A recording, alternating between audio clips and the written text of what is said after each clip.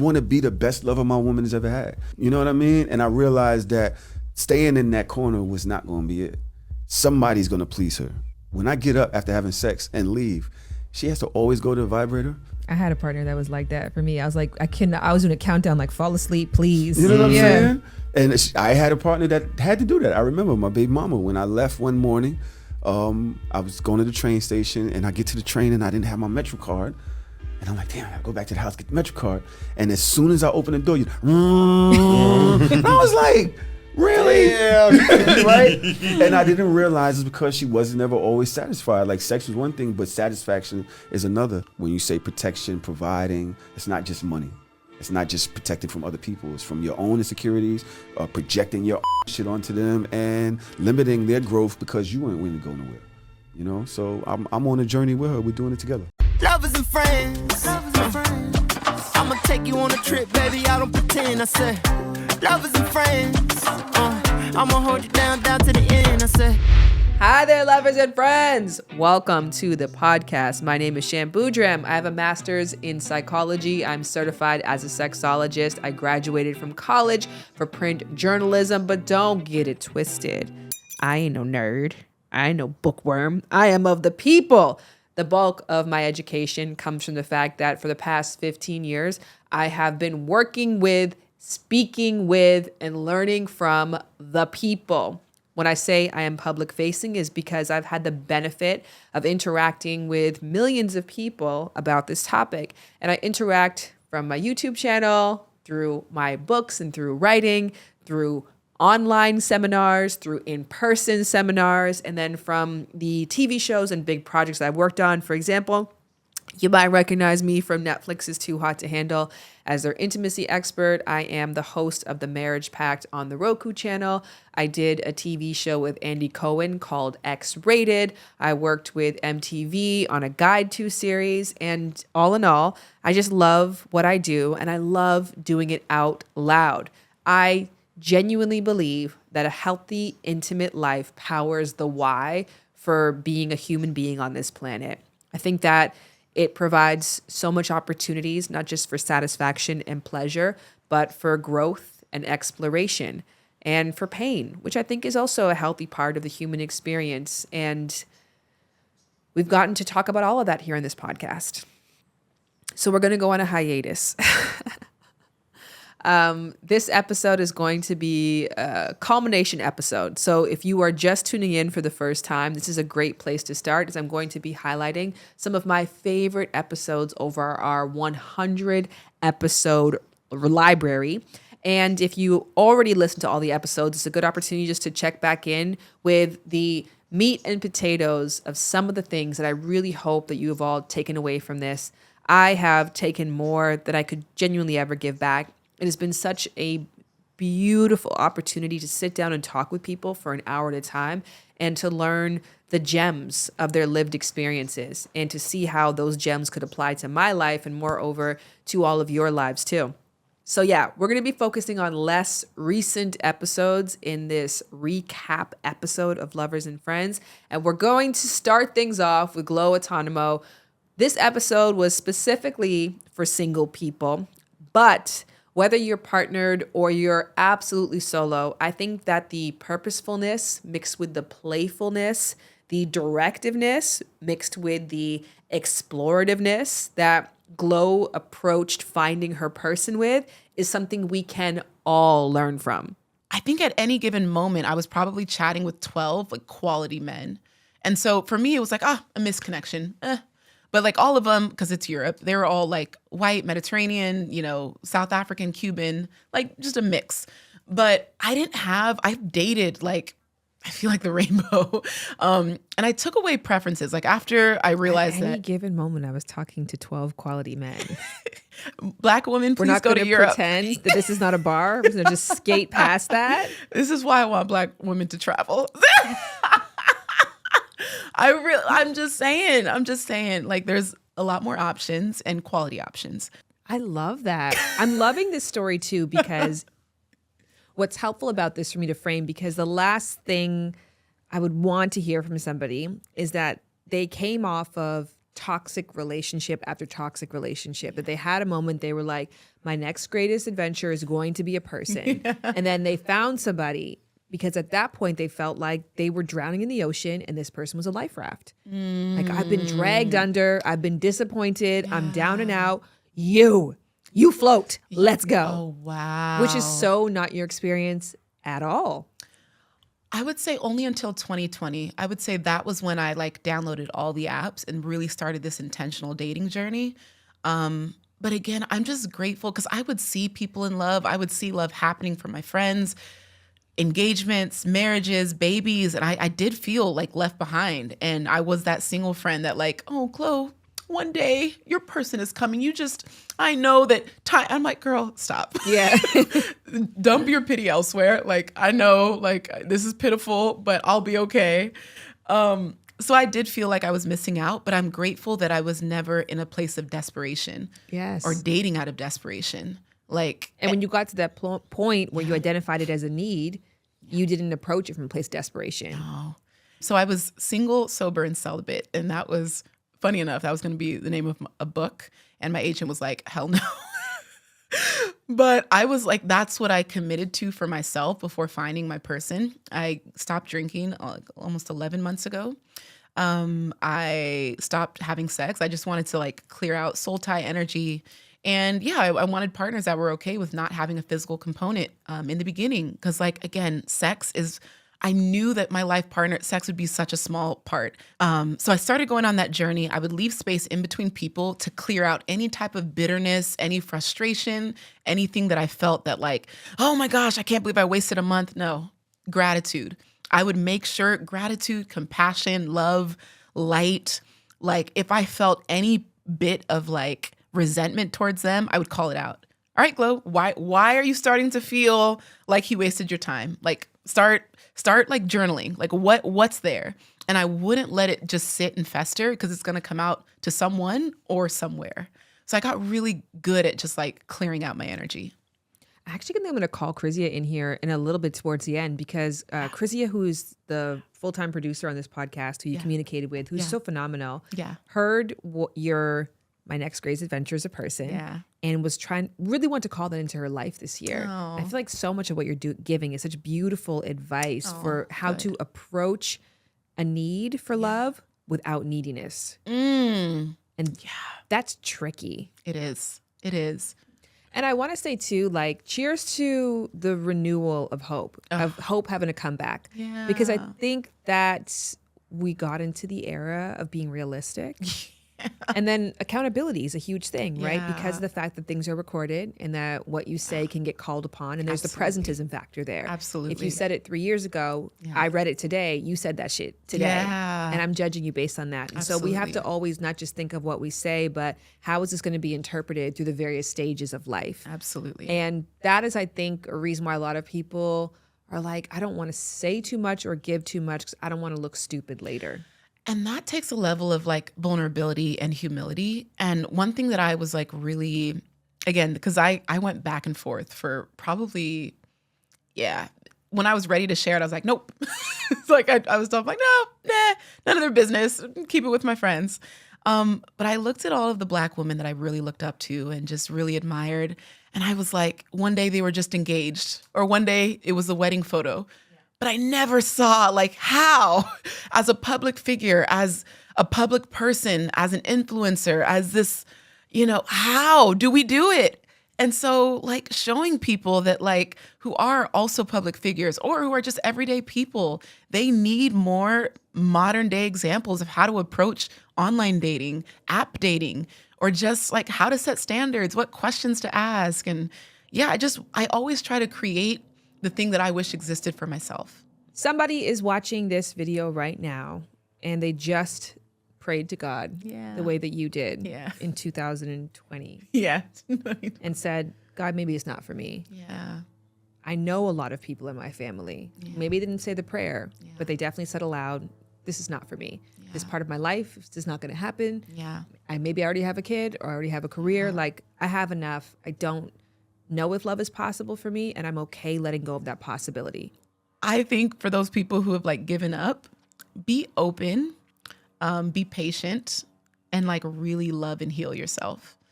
I thought love would come to me in a certain way. I had to like almost go find it.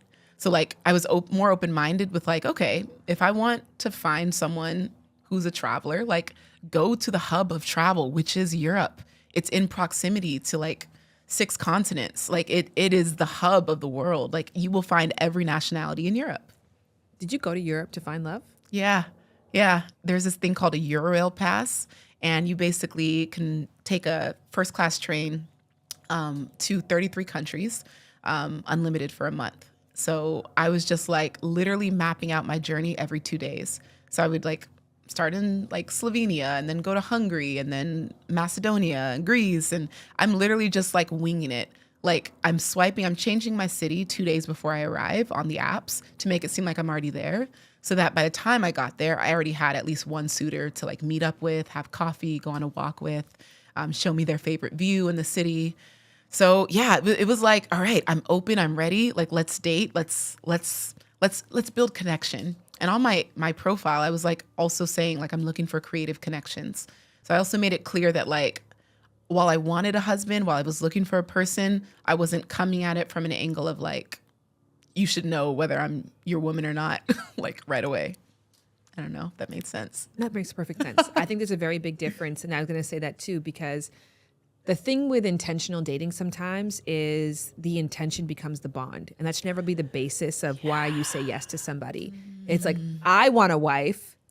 You want a husband. Let's do it. Let's do it. Like, I have the parts, you have the parts. Yeah. We both have the intentions.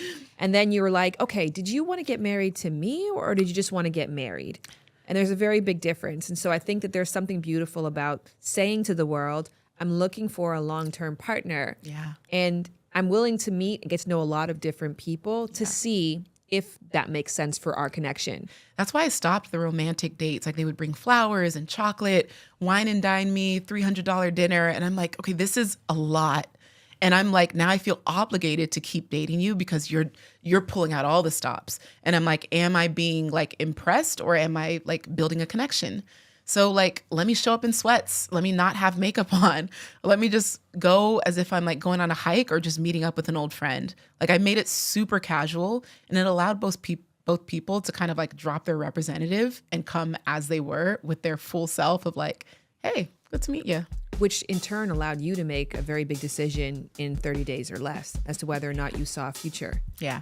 I like what you're putting down. I really do. For your convenience, full episodes will be linked in the show notes or the info box. And now let's keep it rolling. I have got my fave parts of the conversation from episodes with Jessie Reyes, Melissa and Kev OnSTAGE, Abby De La Rosa, Shanola Hampton, Tim Chantrangsu, aka Tim De La Ghetto, Drew Love from They, Rachel Lindsay, and Dr. Pouchet. But before we get to those, we have one sponsor for this episode. And if you have been on the hunt to find a skincare product that can actually deliver what they promise, OneSkin has what you have been searching for, thanks to their disruptive approach that targets skin aging at the source. Yes, with OneSkin's revolutionary approach, you can wrap up 2023 with the gift of radiant and healthy skin for yourself or your loved ones. Their products are powered by a groundbreaking peptide, OS-1, which is the first ingredient scientifically proven to prevent the accumulation of aged, known as senescent cells, the primary culprit behind skin aging. The real magic? OS-1 has actually been proven in the lab to reduce the biological age of skin by several years, meaning it not only prevents but slows down skin aging, leaving you with healthier, hydrated, glowing skin. The holidays are here and it's the time to invest in your skin, and the best routine is by OneSkin. I personally feel so. This has really been a one-of-a-kind product for me where I see and feel a difference. My skin just feels more full, more youthful, and I got 2 babies, so I know what good skin feels like. OneSkin is the world's first skin longevity company. OneSkin addresses skin health at the molecular level, targeting the root causes of aging so skin feels and appears younger. It is time to get started with your new face, eye, and body routine at a discounted rate, of course, today. New customers get 15% off with the code LOVERS15 at oneskin.co. That is 15% off at oneskin.co with code LOVERS15. The new year is approaching. Now is the best time to invest in your skin. Age healthy with OneSkin. And speaking of healthy, Let's get into the interview with Jessie Reyes. Okay, first of all, I'm fucking blown away because you're in your 20s. No, 30. Really? Oh my gosh, looking 15 years Hey, old. thank you. You know what? I'm actually also trying to switch that mentality to like, oh, looking 15 is a positive thing, because it's not, right? Like, there's a difference between looking healthy. Like, I want to switch now from you look good for your age to your age looks good for you. Like, so whatever age you're at right now looks really good for you. Thank you look great you look great with your age. Thank you. Anyhow, but That's great. You know what's great is like fixing thought patterns in the moment. That shit is clutch, because that shit thank is you. like practice in real life. I do that shit all the time, but that's dope. yeah, okay, thank you. I think that it's very easy to lean into the narrative, especially when you probably have encountered a lot of shitty partners in your formative loving years, that it's always the other person for women. For women, yeah. So to hear you start the conversation off with "I fucked up" is a little rare. I think so. Rare for me. It was hard for me to swallow. Can you expand on that more? Like, what does it look like to not be emotionally present in a relationship? You feel like an idiot when you're done, because you feel like you've become this monster. For me, it felt like I became a monster, because it felt like everything that he was now listing was things that I had an issue with past partners. Can you give me And that list? Yeah, like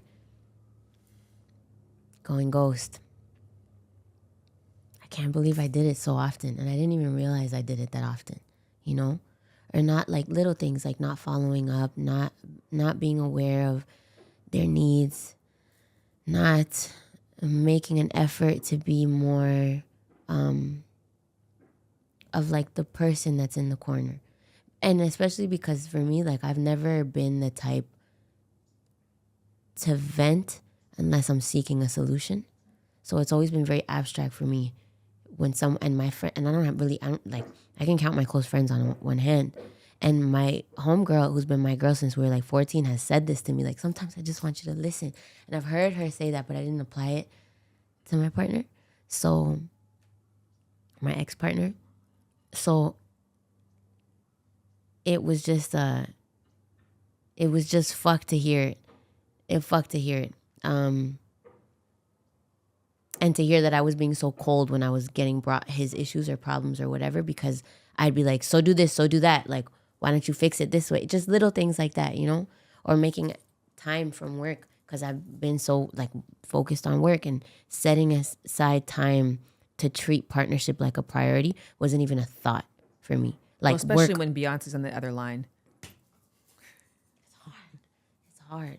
But it just wasn't a thought. And then I never see family, and I rarely see family, rarely see friends. So it was just, it's hard not to equate the value of a relationship with how much time you've known someone. So also because I was like, well, if I don't see family and I don't see these people, and you've only been in my life this much, then I don't see why you would be up here on the totem pole of priorities when I need to, you know? But it shouldn't be that way, especially if you're looking at someone like your partner. I just didn't make it a priority, and I ended up feeling like shit because then I had to catch myself in a thought pattern of blaming my other ex for how I had become. This cold, can't say I love you, can't open up, it got to the point where I started like praising how careless I was about certain things, because I never checked his phone, never questioned anything, girls, whatever. Because I just focused on me, and I don't know I'm not even sure what it was, but I was just so detached to someone that wanted to be attached, and someone that was sweet and kind. And I just saw so much of my ex in me now, or in that moment. Tell me more about that. It was a wake-up call for lack of accountability that I had, because in that moment that I wanted to blame someone else for how I was acting, that sentence in itself is null, like it's void, because you can't, because you control yourself, you know? So it's not his fault that now I'm scared to love. It's my fault that I didn't heal properly. It's my fault that I'm projecting the shit I went through on someone that doesn't deserve it. It's my fault that I didn't assess the situation properly and the risk and reward, because I should have just jumped head first with someone that had shown time and time again, or with someone that had shown that they were trustworthy. And it's just accountability is a hard pill to swallow, especially when you got to go through steps like that. Because the first step is getting hurt, the next step is blaming them, and then the next step is like taking the double L. Because now you're like, oh, it's not even your ex's fault. It's nobody's fault but mine. You know, it's nobody's fault but mine. But there's lessons. So the lesson is like, I just need to make sure I heal properly before I embark on partnership. Understanding what partnership is, just being more receptive, and just not being afraid, because fear is a bitch, and fear is such a waste sometimes. And obviously things happened how they were supposed to happen, but had I not had fear, I might have actually like experienced a safer love. You know what I mean? Is this a nice guys finish last story? Is it? That sucks. It might be, but I don't think it's last. Like, I'm sure that to him, maybe I was the example of what it's not supposed to be. You know, like, I'm sure he's going to find someone great and someone kind and someone that can match his energy at the time, you know, like at wherever he's at. I'm sure it'll happen. So I don't think it's nice guys finish last, because I don't think it was either, like, it wasn't a loss for either of us, you know, like learning curves and an experience and just understanding different things. For me, understanding what I want more of, and for him, maybe understanding what he doesn't want more of. It's like a side question, but just thinking and hearing your story, it is so, I can't even just begin to tell you your eloquence and your ability to communicate your feelings and your experiences so cleanly is just very phenomenal. Thanks. Which is why you're an incredible songwriter. Do you even write about this though? Because feels, one, it's hard to get to this place of emotional maturity. And two, I don't think a lot of women find themselves in this position where they can admit that they weren't showing up for somebody who was showing up fully for them, because they're so used to the reverse story. Do you tell this story? No, I haven't put it publicly out yet, but yeah, I do write about it. The fear that I have in listening to your story is a fear. It comes from a place for me. Growing up, I was always told by my dad that people can't be too nice to me, that my personality type was that people had to be a little mean to me in order for me to value them. And that was something that I took with me. And it wasn't until I met my husband, Jared, who was just the kindest person. I literally referred to him as like white snow. You know, when you see like a just plain white snow, and if you step in the snow, you're going to see your footprint. Yeah. If you pee in the snow, you're going to see that piss. And he was the first person I just saw myself completely reflected back on. Everybody else, because they were so reactionary to me, I never had a chance to see like, oh, you did that. You made that mess. And through him, I was like, oh, I actually can stomach kindness. I actually can. But it was also, the harder part wasn't necessarily accepting the kindness. It was accepting that I had to work on being kinder. So in listening to your story, I want to know what this informed you about yourself. Same, everything you just said. Everything you just said. That's why I was like, holy shit, I said that. Because, like, yeah, for me, if in my experience in love prior to, if it didn't hurt, if it wasn't passionate, it wasn't real, you know? So when I was in this peaceful union where someone made space for me to express things, and I feel like I saw certain things, like he was able to reflect things back without it being combative.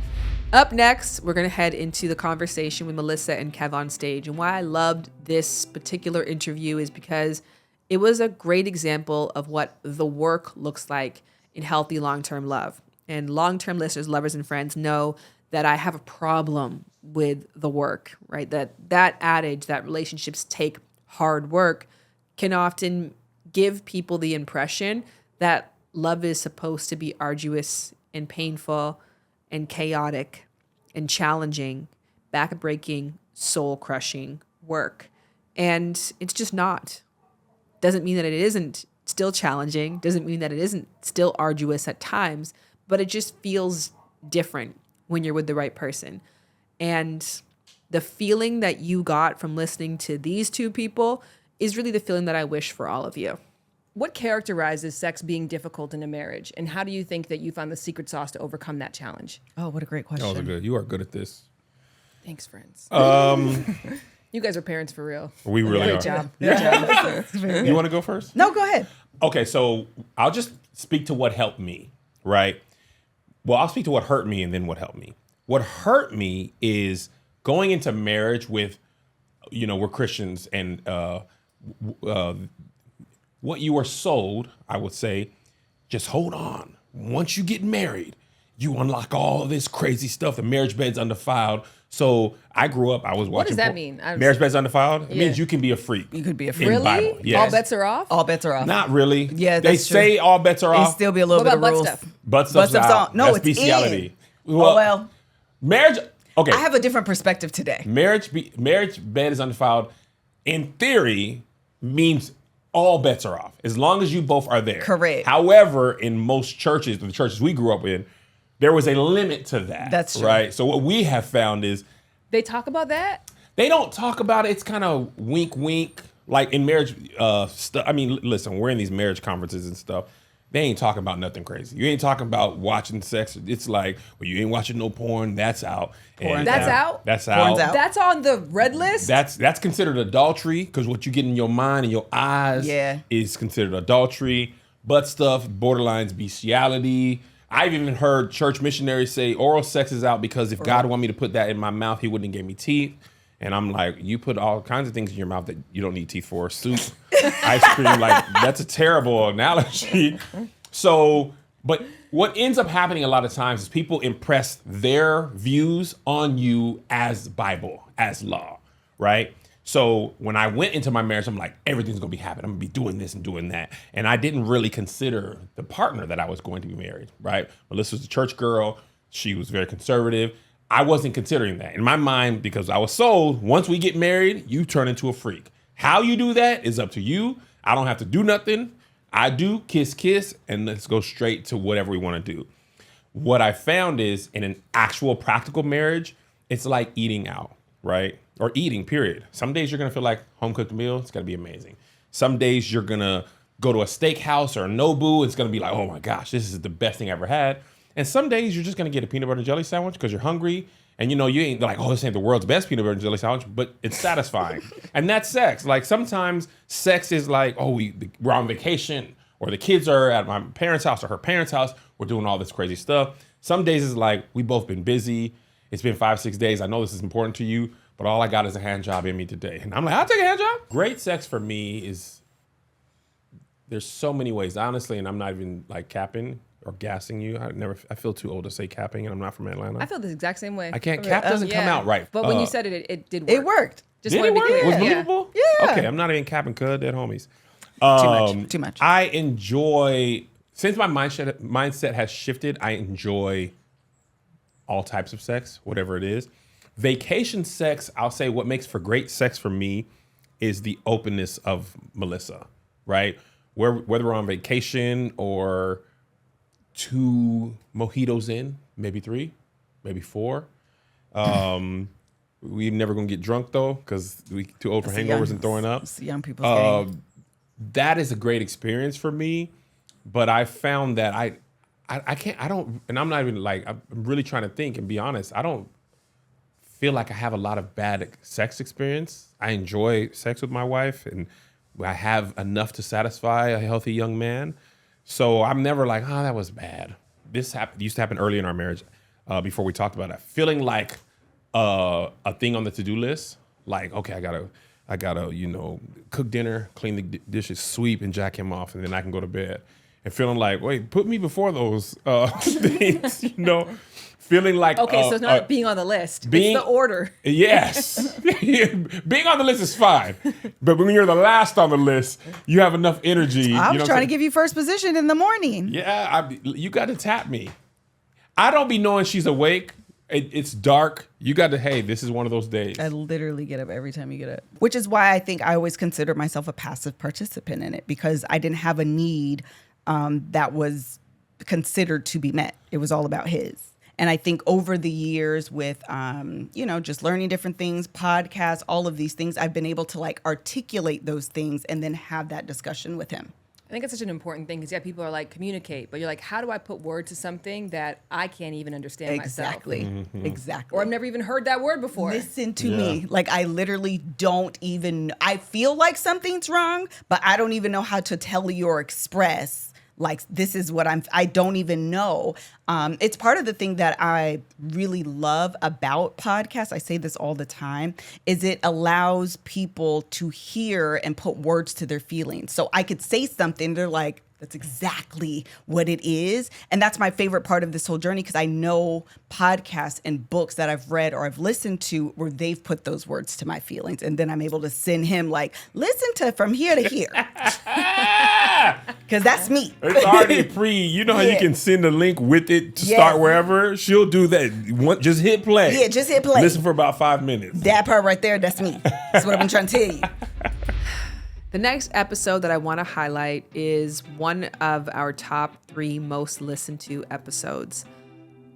It's Abby De La Rosa, whom is one of the baby mothers in the Nick Cannon baby mother camp.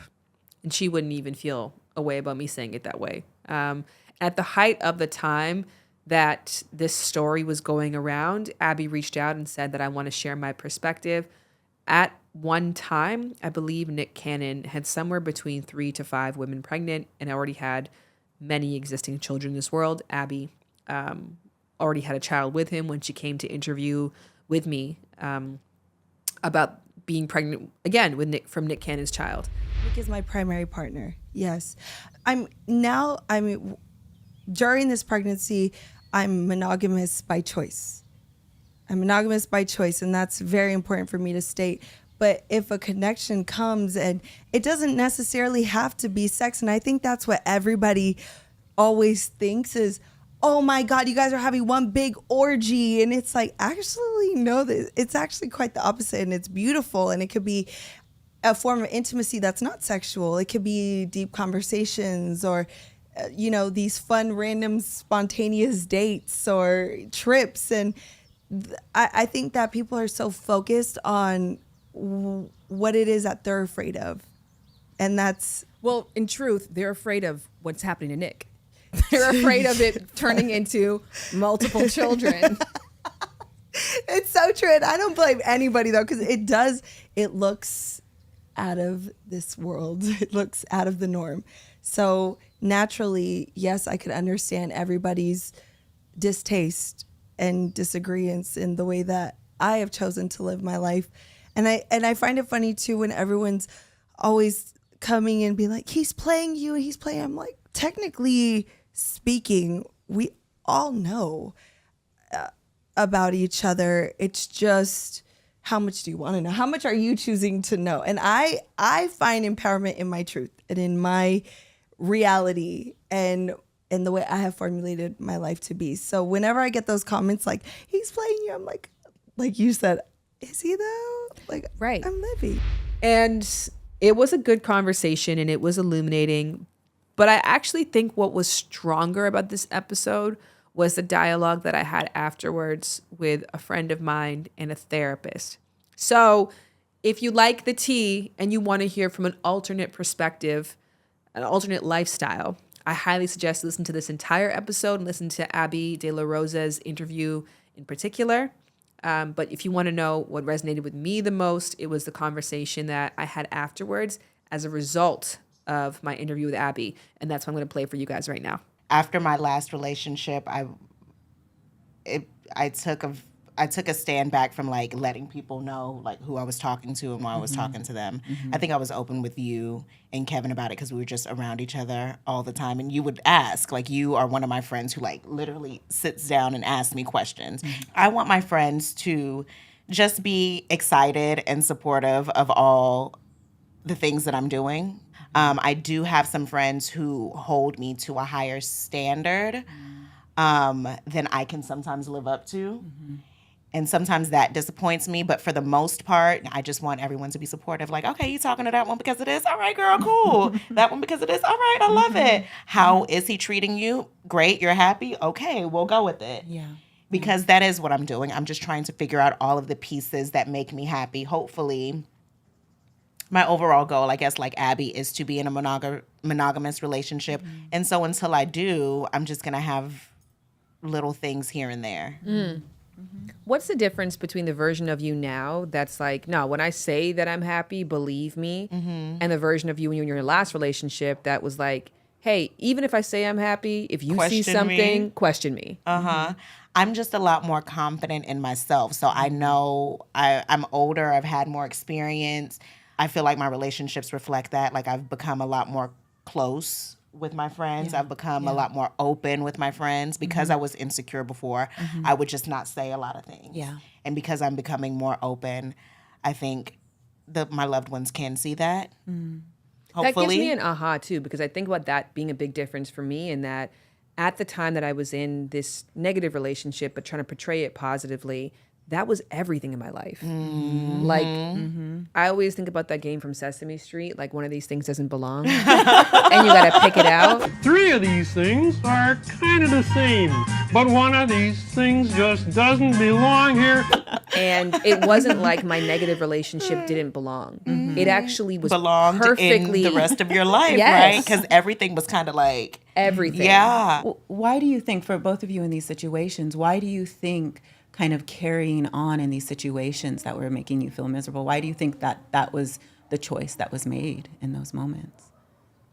I think there's a little bit of sunk cost theory where you've invested so much that you want to see a return on your investment. And especially in my scenario, the person I was dating had a negative reputation. And so there was warnings in the beginning. And I didn't want to double back and admit how you were wrong. I was wrong. You know, I'm dead ass wrong. So I think that there was a little bit of that. And then also just too, like, you're in love. And love is an addiction. And so regardless if it's a positive or a negative in your life, like, you just decide that this is what it is. And I also think that there's mantras out there like love is hard work. And so you accept that this is a part of the hard work. You know, there's no real further explanation as to like, okay, there's hard work and there's like, hey, I'm in the coal mines. Exactly. And I might die next year. Right. Like there's a difference between challenging and back-breaking, soul-crushing hard work. And when we don't know how to differentiate the two, then we just throw ourselves into these awful toxic relationships and then tell ourselves, well, this is what it takes. I remember I was at a restaurant once and I was sitting there with him having an awful time. And there was a mural behind him that said, look inside your heart and all there is love, love, love. And I was like, this is what I have to remember. Like, I can love enough for both of us. I can give enough. Like, inside me, I am capable enough to make this relationship to make it work. Ooh, girl, yes. But no. But no. Yes, but no. Like, yes, that you had that realization because eventually got you here to where you are. But like, no. Like, no, that's not okay. Right. It should be both parties giving that much. Yeah. But that's the thing is you actually genuinely believe, again, in a weird way, that this is a positive relationship and that this can work out and this is good. So interestingly for you saying that you wish people said something, later, when you think back and you're out of it, you're happy for those who said something. But at the time, I distanced myself from anybody who had anything negative to say. But is it crossing a line? Are you feeling terrible? Is it disrespectful? Are your boundaries consistently being crossed? Is this person negating you in some type of way? Are they discounting you? And that's kind of the question I have for all of this, because I think naturally listening to someone's experience that treads the line. One, because it's an unrelatable experience, as this situation is. It's out of this world for many people. Or two, because that person maybe does hold two contrasting truths. But I would love an expert opinion on, like, how should we actually respond when we're in these situations where we're like, I want to believe what you're experiencing, but it's difficult for me to believe. Yeah. So I think there's a few things that we can do. First one is to believe. Let's just get on board and believe. There's really no harm done in believing. Where we start to enter into harmful spaces is when we're not believing people. And if they believe it, then that's the support, is just coming in and believing them. The second thing, especially when we're dealing with friendship and you're talking about kind of wishing you had that feedback, is checking in. Hey, when I'm listening to this situation, Do you want some feedback? Do you want me to just listen? Do you want me to vent with you? Do you want me to distract you? And the last thing I would say is reserve judgment. Nobody needs judgment. Judgment is super harmful. There's never really a good space. You know, we can offer constructive feedback. I have a bestie when we talk and she's wanting my feedback. I don't go in going, you're doing this or this is judgment. I go, okay, well, let's think about this. And what I know about you is that doesn't usually make you happy. So can we talk about that? But that's pointing out, you know, just what's going on for them. Or you're saying you're happy, but you're not sleeping and you're not eating and you're not caring for yourself. So I'm concerned about that. And that's a very different tone. But I'm also coming in with, I've giving you the space. So let's talk about that. What is this happiness feeling like to you? How would you like to process that? How are you defining it? And sometimes I'll even say my definition of happiness might be different than yours. So let me define what happiness looks like for me. And can you please define what happiness looks like for you so that we can get on the same page?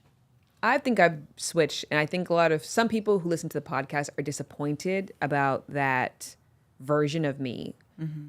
I think in around 2018, I made a conscious effort to switch my language from that's crazy to that's fascinating in everything. Mm-hmm. Like if someone says something to me that I think is crazy, you say it's fascinating. Yeah. But it's fascinating. Because it's kind of the same thing, right? Yeah. Like, oh man, like I like to put hot sauce in my cereal. Right. That shit's crazy, but it's also really fascinating. Yeah, like why do you tell like me that? more? Tell me more. Yeah. Taste. And then the more that I kind of took on that mindset, the more that I realized that when I led with that's fascinating, somebody would say something to me that I would be like, oh wow, I could never see it from that perspective. Right. And so leading with that curiosity, then you actually get to learn a lot more. Yes. But then you teach a lot less. Yeah. So I wonder about that too. If it's better to ask questions and let that person give themselves the advice, then it is. And I wonder from a therapist's perspective. And I actually love that you said like you believe people first and foremost, because I would think as a therapist, you're like, okay, here's reality. So much. Right? Here's you. I'll try to get you there. That's because we're naturally skeptics, Jan. We're naturally like, I don't know. That's who we are. Yeah. But I love that. Like you believe. Yes, I do. I do believe people, because even if things are going to change, even if they're going to go through their journey and go, actually, that doesn't work for me, that's what they believed themselves in that moment. So how is it helpful for myself in the therapeutic relationship, but anybody to go, no, it's not. No. No, it's not. This hurts. No, it's not. Pardon me, but I'm gonna object. So it doesn't work, right? And that's the beauty of believing and creating that support, is that when something does happen, if it happens, that person knows I can trust this person to support me through it, because they supported me through all of this. They let me go through my process. It's very isolating when you don't get believed, when people are passing judgment on you. And you talked about that disappointment. They may not want to come to you. You know, they may not want to come to that person who's passing that. But if they're like, I believe you now, I'll believe you then, I'll believe you in the future, and I will hold space for you in whatever ways that you're ready to hold space for yourself. I had heard from multiple podcasters that you get so close with your podcast community, and I never understood what that meant, because as somebody who creates content across multiple platforms, I'm like, well, you have a parasocial relationship. They're all the same. Something very different with podcasting. You get to know people in a different way. I just think that because it's conversation based, the commentary you get from people is more conversation based, like as if we were really sitting across from each other. I learned about your fears. I learned about your strengths. I learned about your orgasms. I learned about your kinks. I learned about your boundaries. And because of this dialogue that we created with each other, that was more in depth, more long form, more mindful, I felt a sense of trust here that I've never experienced before in the content creation space. And one of the ways that you can see proof of that is our relationship during my second pregnancy. I told the podcast community first, long before I put it out anywhere else. And in some cases, long before I told some of my jobs, some family members, because I felt like we're talking to each other week after week, and you should know what I'm going through. And anybody who's going through it with me, I wanted to be in community with you. On that note, just before I got pregnant, I met Shanola Hampton at a Jeannie Mai event. And Shanola had 2 children and was radiant and full and vibrant and excited. And she was one of the first people that made me consider having more kids, even though at the time, Jared and I had decided that we were one and done. So when I got pregnant and I wasn't feeling radiant or jubilant or excited, I contacted Shanola and I was like, you had this light and this magic, and I don't have that at all. Can we talk? And she said yes, and we got to record that conversation. This is really one of the ones, I know I said at the top, these aren't my top 10 favorite episodes, like they're the most impactful. I don't even know if this episode was for anyone else other than me, but it's so dear to my heart that I have to run it back one more time. And then it was 2 years, 3 months to the day almost that we had Doc, my son. And it turned out that age gap was absolutely perfect for our family. And that God, as always, or the universe, whatever you believe in, just kind of knew exactly what we needed and when we needed it. Was it ever shitty? Well, of course, well, do you ever, I guess, because here's where I'm sort of at with this. I loved having a baby. I loved having my first daughter. And I was able to live the exact life that I said that I wanted, that everyone said wouldn't be possible. Right. And I kept that joy and that spark in my eye. Yeah. I don't have that with this other one. Okay. And that kind of scares me. And meeting you and seeing that joy and that spark in your eyes just always really encouraged me. And so I feel bad that I lost that right now. No, you feel bad you lost that joy of that, the like, second? yeah, like what you have and what I feel like it seems like you had this whole time, this optimism, this enthusiasm, this joy. I really resonated with that with my first, but I don't feel that now. And I don't know, like, if I can, I don't know. I think that's not abnormal. I think what happens is, especially when you have the first baby and your husband, and there's this joy, and you have a center, but you still have such a good balance too. But also, you have your rhythm, and you're like, this works. Yes. Don't come shake up what's working. Yes. Let me explain something to you. I got her. I know what she likes. I know what she doesn't. I know what the triggers are. This is working. Yes. And you gonna come and disrupt something. And that's scary. And it's also like, but I'm so comfortable. I'm so comfortable.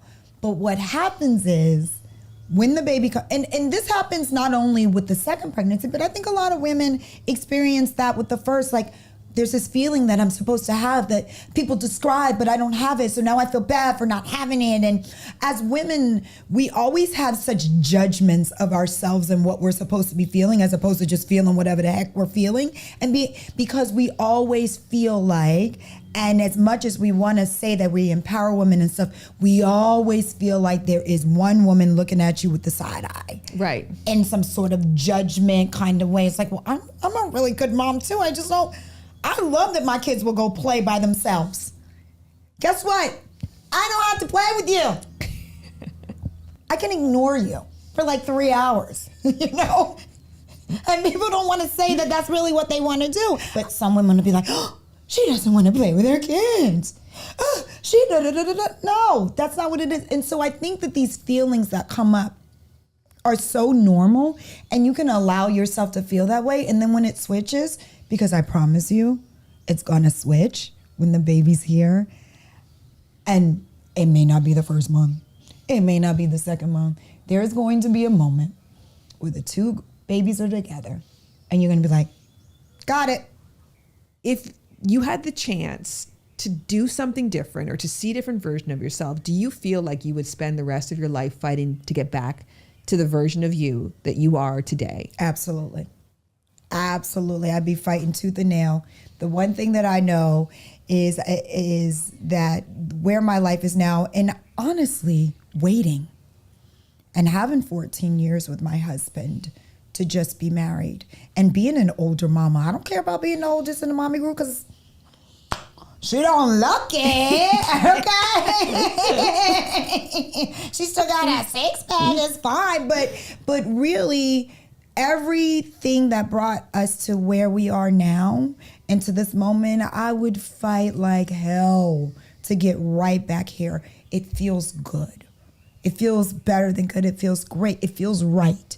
And I want to live. And you want your kids. And I want my kids. My kids are meant to be my kids. They are so incredible. Everybody says that about their kids because you see that light and you see a part of you and you see a part of your husband and you see who they are going to be as bigger kids. Yes. And what we are trying to do, the reason why I need you to have your second one is we're trying to battle the shitheads in the world. And we're trying to build kids who are tolerant and loving and who want to do good and who are not selfish and who are thinking about other people, because we get to mold that and we get to give them that gift. In essence, we get to give the world that gift. And what else does the world really need? That's where our responsibility comes. It doesn't come with being excited about being pregnant and going through all this stuff. It's the excitement of knowing that when we leave, we have left something that is going to do something. And that's an amazing thing that we get to do because of who you married, because of this version of your life, because you said yes to saying, okay, universe, I've got two. What am I going to do? And what gift am I going to give you? That's what the most important thing. Short of shitty times, who cares? You giving something real, real good to the world. And that's really our responsibility. Work is great. Accolades are great. Acknowledgements are great, but what we create in these little beings and what we're leaving is the best. It's what we're here for. You're my North Star. You really are. I love you. Thank you. Thank you. So glad. Go get that baby. Oh my God. My gosh. I'm so excited for you. I really am. I really, really am. You're gonna be great. Oh man, this conversation is really helpful, Shanola. Oh, I'm so glad, babe. You are doing so great. Do you understand me? I know. I'm so scared. I know you are. I know. And I know you are. And you're scared is to help somebody else because you're going to see that wasn't that scary. I'm telling you. You're doing so great, baby, and you're doing a lot. All right, so I actually want to combine 2 episodes into one segment that I'm going to just call Why Are Straight Men So Boring in Bed? That was actually the title of one of our most shared episode. And then later on, I did an interview with Tim Chantrangsu about men's lack of involvement in sex education. And I kind of feel like these 2 conversations could go together. They didn't at the time, but now they're going to. So here it goes. Being able to be open. Like, how open is a heterosexual black man really going to be about his kinks? Things that turn him, because kinks for heterosexual black men normally are things that you're going to tuck away. Yeah. Because the community is going to shun you for that. You know what I'm saying? Men will shun you for it. Women will shun you for it. You know what I'm saying? Your family might shun you for it. So you're not going to say, hey, I like being tied up. Or, you know what I mean? I like somebody to punch me in my nuts. There's no space for that in our community. But with us being able to communicate and talk, and I think obviously for her, the first thing was, do you like a finger in your butt? And I was like, I'm not against it. Like, I don't show me what you mean. I'm not, Can I get an example? Lusting for it, but hey, it's you. I trust you. If that's what you want to do, you know, fuck it. Let's just have fun. And we had that type of fun, and then we started exploring more. And I hired 2 dominatrix for her birthday. She didn't know. She was just sitting up in the room. We were drinking and chiefing a little bit. And then I had one come in one door and another one come in another door with their whips. And I had to sit in the corner and watch. And it was an interesting time because all of a sudden. What a great birthday gift. All of a sudden. Jared, why have we never thought about that? It's crazy. That's a great birthday gift. But then you realizing that's when I realized that sex was so much more, because they had her screaming and yelling and they don't have a dick. They don't have that. And this is my main go-to, is my dick. But they had her, yes, mistress, yes, mistress. And they're doing all of these things. And she was so wet and happy and exhausted when it was over. I was like literally blown away by this experience. I think the anxiety probably just took me over. So they was like, come over here and let us suck your dick. My dick was like, no. Help, I don't want to. And from there, we started going to sex parties or play parties and things of that nature. And even going to those, I was not as confident of a man that I normally am. I was not present at the first one or the second one, really. Wasn't until I really got comfortable with the space that I was kind of able to walk around, dick out. Like I remember the first time we went, we was like, oh, you want a drink? And I was like, yeah, I'm gonna go put my pants on. She's like, I got it. And she walked across the room in her panties to the thing. And I'm just like, why is she so confident? Like, why is she so comfortable here? Because I'm like, no, let me cover up. And I realized I had work to do. Sex toys for women makes a woman freaky. I mean, I think more of an evolved man, because there's still a sector of the population who looks at it like, if you use a sex toy, that means that I'm not doing my job. So it becomes like an ego challenge for them. So there are still a large percentage of women who are struggling to even say, like, I use a vibrator in my free time, to bring that into the conversation. But then on the flip side, there is a sector who was like, yeah, if you're into BDSM, if you bring in the Benoit balls, if you bring in the lubricant, like if you bring in the BDSM, like that's sexy and hot. But sex toys for women is progressive, it's liberating. For men, it means you're a loser. That, I think, is the stigma that a lot of people are fighting against. Women have become more the agency of their bodies. They have started doing more and learning their bodies more and exploring more. And if we as men just stay in one space, they're catapulting past us, like on so many different levels. And it's like, yo, men need to realize that the power of sex is mental more than physical. It's about literally exploring every part of her being. So why wouldn't I want to incorporate that? Why wouldn't I want to meet her on that level? When my girl showed me her drawer full of dildos and vibrators and wrist straps and all types of stuff, I was faced with a fork in the road. Either I stay over here, because she's going to use these. I'm not replacing these. So either incorporate them or get lost. And that's kind of what got me into being a little bit more explorative. A lot of heterosexual men in particular, they're discouraged from educating themselves sexually. I think there's so much pressure. First of all, there's so much pressure for your penis to do all the things. Yeah. So you're like, my dick should be able to last put out an fires, hour and last hours, give 40 different orgasms, and like feed 400 people. Exactly. Like, So then you get so wrapped up in that, it feels embarrassing or shameful to admit that you need help in any other area. So I feel there's a lot of ego. And I know this specifically as someone who studies sex. I very rarely go to classes or workshops right. where there are men there. Any straight men. There's men there. There's usually gay men there, or bisexual men there. Well, I was always a very inquisitive dude. I feel like maybe because I was an only child and I was just really curious about stuff, I wasn't talking to anybody about it. I'll tell you this. I just told this story on me and David's podcast. One way I learned about sex so early on is I was watching Married with Children with my dad, right? We used to watch the show all the time as a little kid, but of course I didn't understand any of the sexual jokes, right? So there's one episode specifically where Al Bundy was impotent, right? He couldn't get it up, so they're making all these like limp dick jokes that I just didn't understand.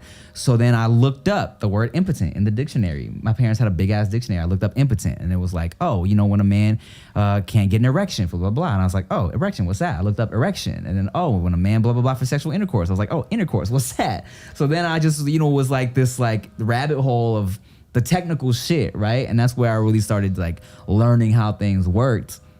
And I just felt like, why not? Are you shocked at my shockness?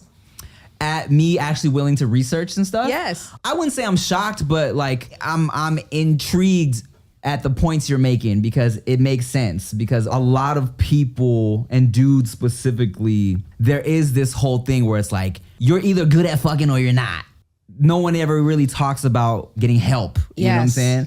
I think if anything, you talk to your boys about it, but when you talk to your boys, you're never really, like locker room talk is never like, yo, how can I improve myself? It's I'm bragging about what I have done, all right? So then it's all ego in the locker room. And even when I was in college, so I took human sexuality in college and like women's studies and stuff. And even like you said, a lot of people I feel are embarrassed to just have like a matter of fact conversation about it. Yes. Because I was in this human sexuality class And I told a story about, like how I like came too fast, blah, blah, blah. Or it was either how I came too fast or I went soft or something like that. And a couple people in the class were like, oh my God, I can't believe you told that story. And I'm like, why? Yeah. It's like, it happens to everybody. Like, it really, like, why? You know what I'm saying? People are like shocked. But I'm like, what are we doing here? You know what I'm saying? Are we not trying to learn? You know, like have the conversation? Did you ever have your friends, your dude friends, ask you for advice? Because it sounds like this is an area of yours that you were interested in. You took human sexuality courses. Yeah. You researched from a young age. You were sexually active fairly young. You were before the average. Is there a level of acknowledgement of like, oh shit, Tim might know more. So let me. Nah, not that I can think of. It's always either shared. Here's the thing. It's either shared brag stories or shared embarrassing stories. And then you give each other advice through the embarrassing stories as friends, but I don't think it's ever been a, dude, let me get your advice. You know? Like you seem like you're good at this. Can you help me? Yeah. Let's see. In my life, has anybody ever, has like a friend ever came up to me for sexual advice? Nah, not that I can say. Men and their egos. Right? Jeez. Speaking of conversations that go together, I'm actually going to tie these ones together too. So I spoke with Rachel Lindsay, who you might know from The Bachelor or from the podcast Higher Learning and many other places. She's an author and just an incredibly accomplished, vibrant woman that I just love. And I really wish that we could actually, when the podcast is over and I have more time, I'm going to set an intention to hang out with Rachel as friends because I really feel like we have the potential to be good friends. But Rachel said to me, I want to talk about being a boss in the streets and kind of meh in the sheets. And then a year later, Drew Love from the R&B group They approached me to talk about low sex drive within his past current romantic relationship. And just having these two individuals talk about low sex drive so empoweringly and vulnerably was just such a beautiful experience for me and something that I'm very, very happy to run back for you.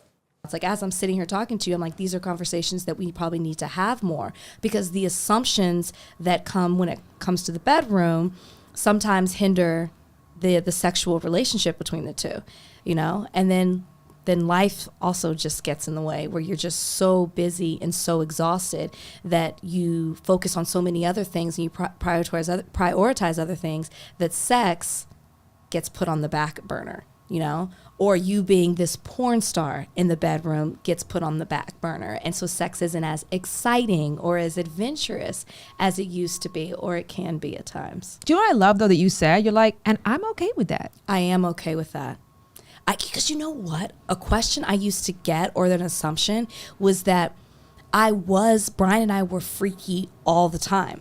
Because when you watched us on the show, we were always making out, we were all over each other, and we had very beautiful conversation as well. But our storyline is that we had the hots for each other, and he was this Latino lover, and we just are so sensual and have this amazing sex. And of course, you know, there are certain stereotypes with a black woman as well. We're this Jezebel, and we're so, you know, freaky as well, and love to have sex all the time. And I think those expectations were on us at the beginning too, where there was a lot of pressure. People would ask us like, oh, what kind of sex do you have? And, are you always pleased in the bedroom? And how many times do you have it? And it's like, who are these people who would ask these questions? It would be a podcast. It's okay if it's me. It would be a magazine. It would be a podcast. It's just like random things. You're like, oh, how's your relationship? Or if we were talking about the fantasy suite or something, they just assume like, oh, I bet you and Brian can't keep your hands off of each other. Oh, yeah, I understand. And it's like, I think people would be really disappointed to hear currently about our sex life. And I'm okay with it that it's not living up to the expectations that people think of us. We are long removed from the fantasy suite. Not that what we have and what we do isn't beautiful. It just isn't as wild, I think, as people may be. And frankly, too, because I'm just tired these days. I'm exhausted. And I wish more people would talk about that, right? I hate questions sometimes that are like, how many times do y'all have sex a week? And then you're sitting with a room. I remember I was doing a podcast one time, and they were like, how many times do you have sex a week? And they were asking certain people. It was like a round table. And everyone was like, 3 to 5, 3 to 5. And I just lied. I was just like, whatever number I said, it wasn't 18. true. It wasn't true, whatever I said.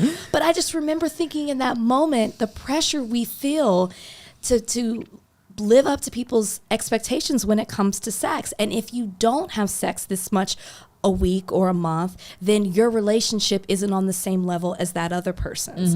And I wish we talk about more that, like, no, sometimes it's 0 this week and sometimes it might be 4 or 5, but it's inconsistent because that's just how life is. And I just hate living up to people's sexual expectations. Especially, I think, going back to that quote that I read, when you provide so much in a relationship and there's so much harmony and joy and entrainment within the relationship, the expectation that this has to be not just the cherry on top, the glue that holds it all together. Yeah. Where it's like, it's okay if I'm dropping a ball. Yes. Like, why do we have to, I was listening to Gabrielle Union talk about it, like all the hats that we're supposed to wear as women. And if you drop one thing or if you're not doing something, then you're not whole. You're not fulfilled. I get a lot of questions right now about, like, why don't you and Brian have a child? I can put up a beautiful video of me and Brian or talk about a beautiful experience that we had. And it's like, okay, that's great, but when are we getting a baby? And it's like, first of all, you don't know what fertility issues that I'm going through.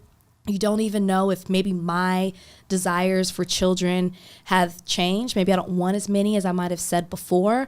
Maybe I'm prioritizing other things in my life. And whatever those reasons may be, it's okay. But people putting that pressure on me is very, very problematic. I think it's important to understand that there can be phases in relationships where you don't have sex. It doesn't mean that you guys aren't into each other. It doesn't mean that you guys are not sexual people. You guys could have different focuses going on in your life, and sex is something that definitely takes a lot of focus and energy. And if you're at a phase in your life where different things are going on where you can't give that much energy to that at that point, I think it's understandable, especially if you guys have a real strong bond and understanding that sex will come back, and there'll be pockets where that sex is active and pockets where it isn't. I think that's okay. But I guess it's to each their own. I mean, some people need sex all the time at every given point, no matter what's going on, and that's understandable too. Well, we were talking about this before, how stereotypes come into play here because you're an R&B singer. Yeah. So I think already traditionally there's a stereotype on your sex life. Yeah. You're a man, you're a black man. Yeah. So those things combined, there's probably an assumption that you're horny all the time. Yeah. It's interesting because I went through a period of really low sex drive last year, like excruciatingly low. I was pregnant. Okay. And I was pregnant, and as you saw, I have another child as well. And so it was so much need on me already, and my body was at low capacity. Like, my kid doesn't care if I'm pregnant or not. She needs whatever she wants from me. And so in my marriage, I was like, I need no more need. Yeah. Like, I don't want to feel like I'm not enough or I'm not providing for somebody. So, like, not only am I telling you this is not going to happen, but I don't even want to feel the pressure from you. And in order to do that, if you need to go and get a fuck buddy or something else, I completely support you. See, that's what I'm talking about. But I think that's a conversation around non-monogamy, not around like non-ethics, like just don't let me find out. So I guess I'm curious if that became a part of it where you're like, are we willing to change our relationship dynamic from monogamous to something else to account for the fact that I want to keep our intimacy, but I realize that physical intimacy isn't possible for me right now? It got to that point later on, like almost towards the end of when it, kind of really just broke apart. It got to the point where I realized, like, hey, man, whatever's going on with me right now and my lack of intimacy towards this person or in general doesn't seem like it's going to clear up soon enough for this person to be happy about it. So, it had continued. I was like, look, honestly, and I think it was like a drunken night with some drunken words, but I really did mean it. I was like, look, honestly, if you need to find yourself something to take care of these needs that I'm not, to paraphrase what I actually said that night, you know what I mean? If you need to go find somebody to take care of the needs that I'm not taking care of right now, I'm just saying I wouldn't blame you. I'm not telling you to do it. I'm just saying I wouldn't blame you, and don't let me find out. I told her those words. I was like, just ignorance is bliss. Don't let me find out. And she felt insulted by that, and I can understand why, but I was trying to give her another out to get what she needed. That's fair. And I think that was an attempt at getting there. Right. That's fair enough. Why is it so? Like, I can account for myself when I've gone through a little sex drive. I know why I was like, even though my partner wants it, even though, because it's one of those things where it's not finite like money, right? Right. Like when your partner's asking you for money, either you have it or you don't. Yeah. When it comes to sex, we, in theory, have it. Yeah, we have it. But even when our partner is asking, And even when all the incentive is there to do it, for some reason you just can't. What was your reason? I don't know to this day that I can really pinpoint exactly what it was. But to touch back on something you were saying earlier, it became also a thing where it's just like, now that I know that I haven't done it, like it's almost like a clock was being kept in the when was the last time that we had sex, right? And it was just like, I knew when it got to X point and then we're laying down together, it was just this pressure you felt that was coming from, almost like I could see her staring at me like,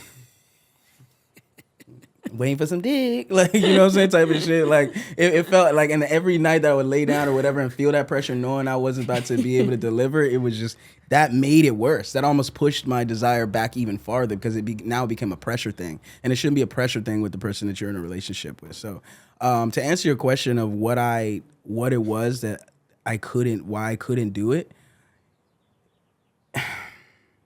I could have, but I knew that like, you're probably not about to get a great performance out of me, and it's probably not going to please you. And if I sit there and do this and I don't finish, or I don't stay up the whole time, or I'm just like not in it, it's probably going to make you feel worse than if we didn't do it at all, type of thing. So that was part of the reason why I was like, there was a couple of times I'm like, all right, let me just do it to make sure she's good. And then there were times where I would try to, oral or whatever that, but that was, she needed the whole vibe. It got to a point where everything I was trying to do to explain how I was feeling came off as just like an excuse, and that I was probably doing it with somebody else, or I wasn't just feeling her anymore. You know what I mean? And that's the way she kind of took it. And I think as time's gone by, like I would hope that she understands a little more where I was coming from. But I think to myself, I'm still kind of like working on maybe some of the things that have me feeling that way. I mean, I think my sex drive is completely back. Like I'm good and I'm active in that area, but it's I am interested to really pinpoint what it was. So like if it does ever happen again, I can figure out how to maybe nip it in the bud. Something I've said multiple times in this podcast that still stands true for me today is that the first episode is one of, if not the best episode to me, of Lovers and Friends. Just because we had a lot of time with it, we had like 2 months to develop it. And it was the pilot, and there was just so much segments and sounds and movement and nuance. It was tactical. I went and did something. You got to hear me go through an experience. We did an interview in the field, and then I had this beautiful conversation with my husband afterwards, which is actually what I'm about to replay for you. Of all the dialogues I've ever had with Jared before, there's something about this one that was so tender and touching. And I also want to give a little spoiler alert, because episode 1 was all about help, I can't orgasm from penetrative sex.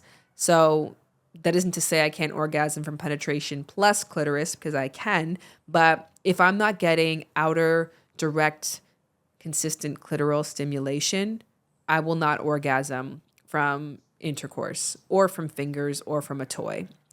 So anybody who's experienced this or who is a part of this, 2/3 of women know exactly what I'm talking about. You can tend to feel broken or like the less valuable sexual partner because you don't derive pleasure from the way that is usually depicted in movies and in porn, etc. So the first episode was just me claiming that insecurity and talking about it out loud. And since then, I've had the benefit of 100 episodes where I've had experts and doctors. I had a procedure done. I've learned about different positions. We had the Kama Sutra episode with Seema Anand, which was just, of course, so enriching, fulfilling for all of us.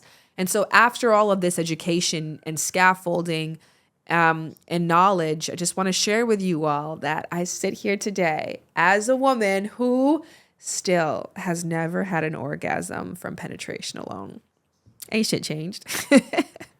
All the tips and techniques, and they've been really fun, and they have been pleasurable, and they have been explorative and interesting and juicy and fun, but orgasmic, no. And that isn't to say, again, I want to really circle back to this conversation with Jared.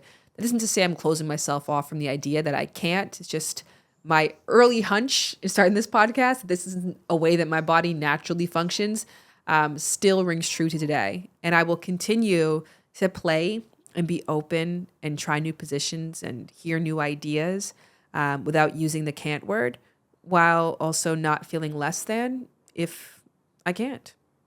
And I think I've been able to get to this beautiful place because of conversations like this that I had with Jared, which is why I thought it was important to share.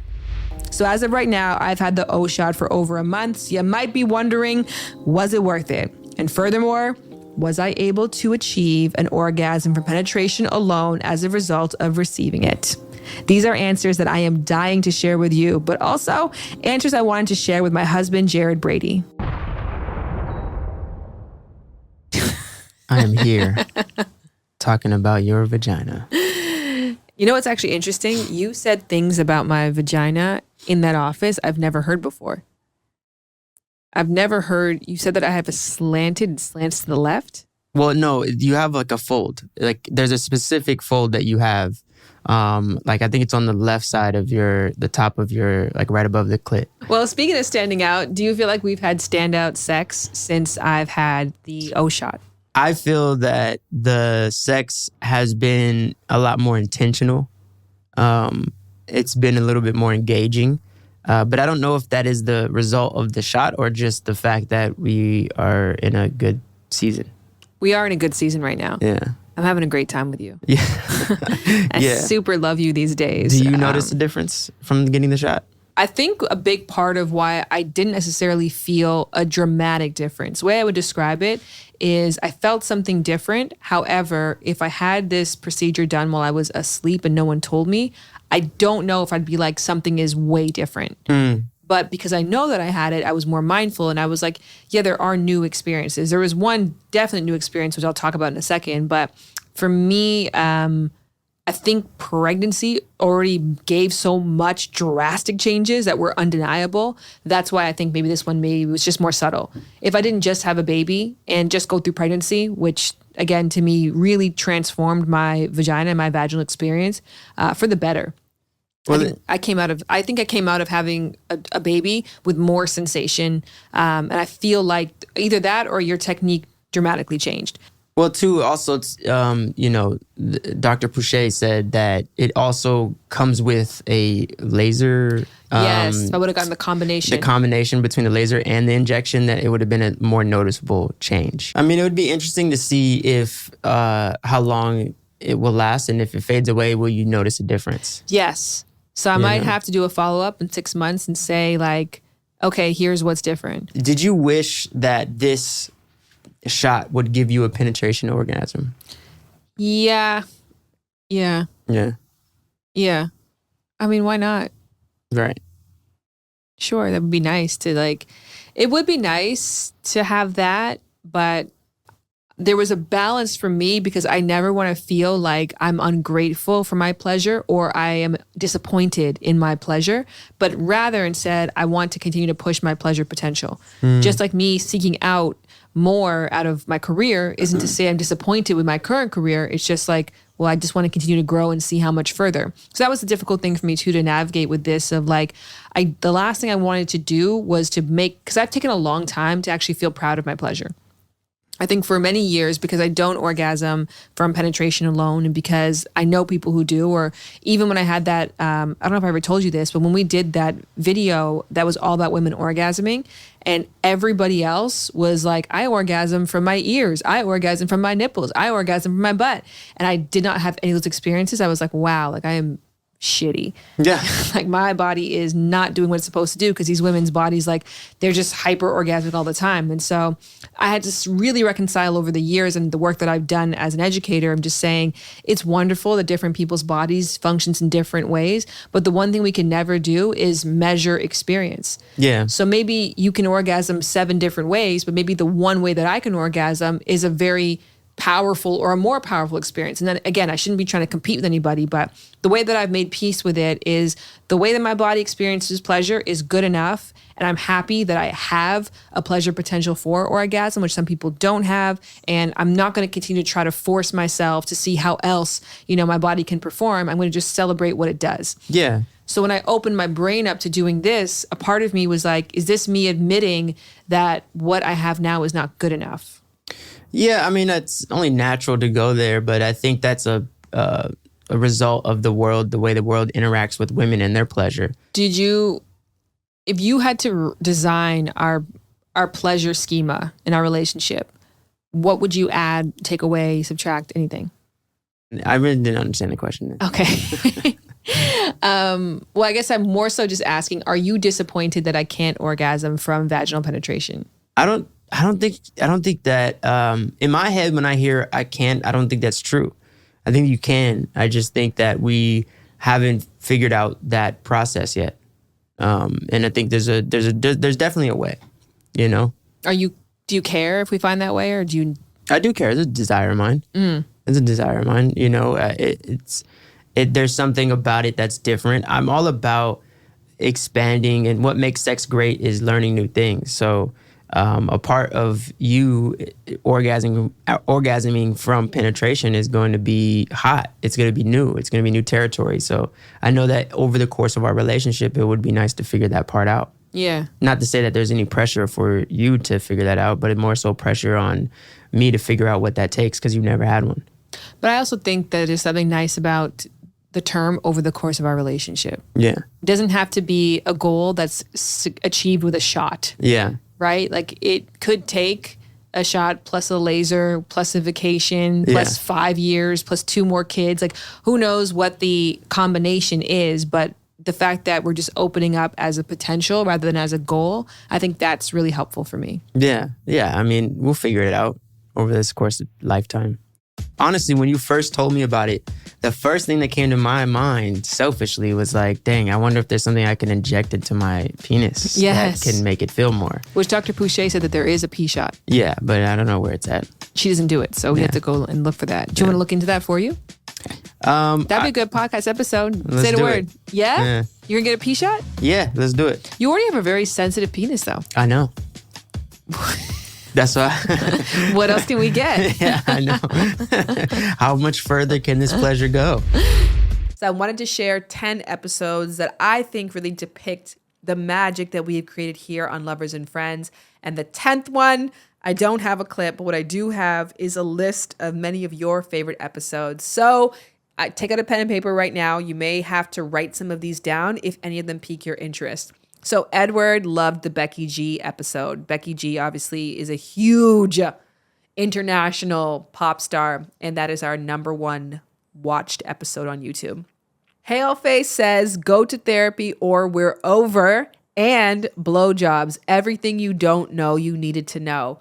Let me tell you something. That's an amazing pick. So Go to Therapy or We're Over is with David So, a comedian who did not come with the funnies that day. He was very serious, very deliberate, and had a really strong, powerful message around the importance of therapy and how that had transformed his life and his romantic life. And the blowjobs episode is one of my favorite too. It actually did not perform that well, which I can't ever really figure out why, because it is jam-packed with good information if you care to be good at this thing. Haleface also said, rape is not sex. That guest, I actually wish with all my heart that I had Ashley on here one more time, Ashley C. Ford. Ashley C. Ford was a phenomenal guest, and that episode was so touching and one I'm so proud to do. Another episode that I know people had mentioned as one of their favorites is the herpes episode. If I were to say my two most, I don't want to say favorite guests, but the two guests that I left being like, that was a magical experience, was Ashley C. Ford and then Shira Lazar. And it was just because both of them knew so strongly what they had to say, what they wanted to share, and had done it frequently enough that they were able to do it just so succinctly and beautifully and powerfully. And of course, given the fact that these are about very touchy subjects, herpes and rape, it just made it so, it blew me away. And I know many people won't tune into those episodes unless they have herpes or they have experience of sexual assault. And I just highly, highly, highly recommend that anybody who loves to hear people speak with passion and poise tunes into those episodes. Ooh. Free63 says the 10 Soulmates episode. That's a phenomenal one. It's a solo episode, but if you want to hear my take on the 10 different kinds of soulmates, I think it's a really great one to make peace with a lot of your breakups. That episode is called When Your Soulmate Becomes Your Ex. If that title resonates with you, you will love that episode. She's Gone Forever said, the one with Elaine and her husband, it's nice to hear of non-glamorous intimacy. And Jessie and many other people said, I loved the I'm a grown-ass woman who doesn't have any friends episode. I wish that I had time to do a part 2 to that. And I'm actually excited because, as you guys know, it's not a goodbye. It's a hiatus. And I am going to have pop-in episodes here and there when I have the capacity and space. They'll be a surprise to me, as they will be a surprise to you whenever those comes out. But because I am inviting more time into my life next year and less deadlines, I am going to be focusing more on friendships. And so I'm going to have a great follow-up episode to the I'm a grown-ass woman without any friends episode sometime in 2024. Someone said a therapist and her husband choosing to be child-free. Yes. Dr. Asticker says, do we really want vulnerable men? I damn near put that one in my top 9 favorite episodes. And if it's not on yours, go and re-listen. Such a great, eye-opening, multifaceted, multi-perspective episode. Arguably one of our most shared episodes, at least on Spotify, as I know. Mushy Pie says, the Kama Sutra episodes. Anything with Seema. I almost put Seema into this recap, but once again, I only wanted to put episodes that were a little bit further back in the library, and both of Seema's episodes were fairly recent, but doesn't mean that you still shouldn't run them back. Lori M. Conley said that she loved the episode with Watch Jazzy, which is I Baby My Man and It Works For Us, our most viral episode. Jack E. said the one with Bailey and Swaggy C. This was about a couple with a child navigating the idea of open relationships. And I had a therapist on that one who also provided more definitions and clarity around some of the concepts that they were toying with. Rapid fire. Gabrielle C. says the sacred sex episode. Alex says why straight men are boring in bed. Tika said the herpes conversation. Chase said the Leia Lamar conversation, which was all about breaking dating the familiar. I think that episode is called Why Do I Keep Dating People Like My Dad? It may not be called that at all, but search up Leia Lamar. It was a fascinating conversation around breaking patterns. Indigi says dating in your 20s. We did 2 on those, one with Harry Jowsey and the other one was with Andrea Lewis. There's some love for the Nina Westbrook episode. There is some love for the Vanessa and Xander episode. Becky G coming up quite a bit. Ashley Hesseltine, just so you know, we ain't fucking. I'm going to actually end on that one because that was one of the most fun episodes to make, and I shared lessons that would have saved me so much drama in my 20s. So if you're in your 20s, that's my final rec to you. Go listen to Just So You Know, We Ain't Fucking, featuring Ashley Hesseltine, who you might know from Girls Gotta Eat podcast, a podcast that has been going strong consistently for years and killing the game. How did you guys do it? That is what I'll come back and figure out next time around. And when I do come back, it'll be with that Girls Gotta Eat energy, because right now your girls gotta rest. And that's what I'm on. Thank you so much for an incredible experience making this podcast and creating a community that loves love. It's been an honor, and I can't wait to talk with you soon. Bye, lovers. Bye, friends. Lovers and friends. I'ma take you on a trip, baby. I don't pretend. I say, lovers and friends. I'ma hold you down to the end. I say, lovers and friends. Lovers and friends. Yeah, I say, lovers and friends. I'ma hold you down to the end. I said, I'ma wax that, I'ma tax that, bring it back so you can mac that, pack that. Where you going? Press play, podcast streaming, got you going all day, talking about that good. Girl, you know you look good, sex dreaming, sex feeling understood. Yeah, you finding out he no good, but if you listen, pay attention, you gon' find out how to make 'em miss it. Got a ticket, baby, you just lovers and friends.